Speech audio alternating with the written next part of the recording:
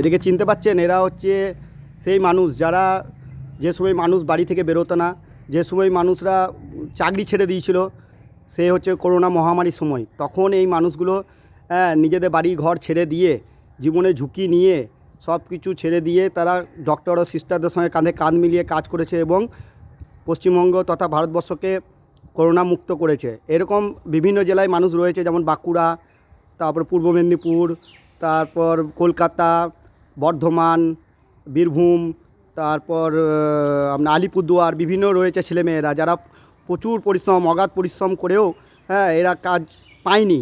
তখনকার মুখ্যমন্ত্রী, প্রাক্তন মুখ্যমন্ত্রী মাননীয় মমতা বন্দ্যোপাধ্যায় বলেছিলেন যে এদেরকে কাজ দেওয়া হবে। এরা বিভিন্ন দপ্তরে গিয়েছে, কিন্তু এরা প্রতারিত হয়েছে। তো আজ আমাদের নবনির্বাচিত সরকারের কাছে এবং আমাদের নবনির্বাচিত বীরভূম জেলা সিউড়ি শহরের বিধায়ক তথা আমাদের উচ্চশিক্ষামন্ত্রী মাননীয় জগন্নাথ স্যারের কাছে আমাদের অনুরোধ, স্যার আপনি তো সিউড়ি শহরের প্রত্যেকটা বিষয় ভালো করে দেখছেন, খুঁটিয়ে খুঁটিয়ে দেখছেন, স্যার এদেরকে একটু দেখুন। এরা একসময় প্রচুর পরিশ্রম করেছে, পিপিই পরে, যেখানে মানুষ, আমি চ্যালেঞ্জ করে বলতে পারি এখন মানুষ 5 মিনিটও থাকতে পারবে না, সেখানে এরা 12 ঘন্টা 8 ঘন্টা ডিউটি করে যখন পিপি খুলে আসতো না, তখন এদের শরীরে আর কিছু থাকতো না। তবে আমাদের অনুরোধ যে আপনি যদি আমাদের এই বিষয়টা দেখেন এবং নতুন করে আবার আমাদেরকে কোনো কাজে নিমজ্জিত করেন, তাহলে আমরা আমাদের পরিবার সহ আমাদের কোভিড ভলেন্টিয়ার ও ভাই বন্ধুরা সবাই আপনার কাছে চিরকৃতজ্ঞ থাকবে। আমরা এই হাসপাতালে কাজ করেছিলাম, তখন এই হাসপাতালে আজ বন্ধ, আমরাও বন্ধ, আমরাও বেকার আছি, আজও পর্যন্ত এরা বেকার। বিগত 2 বছর ধরে আমরা কাজ করেছি করোনার সময়, কিন্তু আমাদের কথা কেউ শুনেনি। কি বলছো বলো তোমরা? তাই বলছি মাননীয়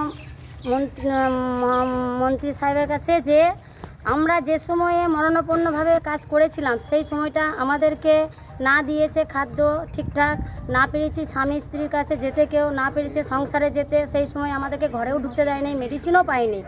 শরীর অসুস্থ হলে সেই নিয়েই ওইখান থেকে যেটুকুনি দিয়েছে সেইটুকুনি খেয়ে থেকেছি। তো আমরা এত পরিশ্রম করেছি, আমরা এমন করে কি শবদাহ আমরা সেই সময় প্যাকিং করেছি, প্রত্যেকটা মানুষকে আমরা সুস্থ সবল করে ঘরে ফিরিয়ে দিয়েছি।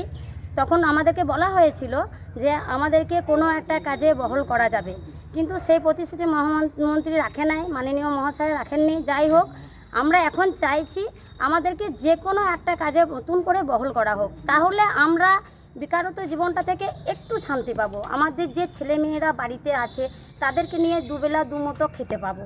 কারণ আমাদের এখন যা পরিস্থিতি, এখন তো খাওয়া দূরের কথা, দুর্মূল্য বাজারে এখন রোজগার নেই, ছেলে মেয়েদেরকে নিয়ে সেইভাবে আগেকার মতো হাহাকার চলছে। ওনার কাছে আমাদের করজোড়ে অনুরোধ যে আমাদের যারা করোনাতে কাজ করেছি তাদের সবাইকে একটু দেখুন আপনি, ঠিক আছে? এই বলে আমাদের হাসপাতাল সুপার বা আমাদের এখানে ডিস্ট্রিক্ট ম্যাজিস্ট্রেট সকলকে আমরা জোরহাত করে আমরা বলতে চাই যে আমাদেরকে দেখুন, আগামী দিনে আমাদেরকে অনেক প্রয়োজন হতে পারে। কষ্ট করেছি তার কষ্টের দাম যেন আমরা পাই এবং আমরা যেন একটা কাজ পাই, এটাই আমি অনুরোধ করি। আমাদের সোশ্যাল মিডিয়া পাওয়ার অনেক আমরা জানি, আমাদের কোভিড ভাই বন্ধুরা বা কোভিড ওয়ারিয়াররা যে জেলা থেকে রয়েছো, তারা ঠিক জায়গায় আমাদের এই বার্তাটা পৌঁছে দেওয়ার দায়িত্ব তোমাদের। তোমরা ঠিকভাবে ঠিক জায়গায় পৌঁছে দাও আমাদের এই বার্তা। সবাইকে বলছি যে এখানে আছো, দয়া করে আমাদের এই বার্তাটা ঠিক জায়গায় ঠিকভাবে পৌঁছে দাও, এই দায়িত্ব আমাদের।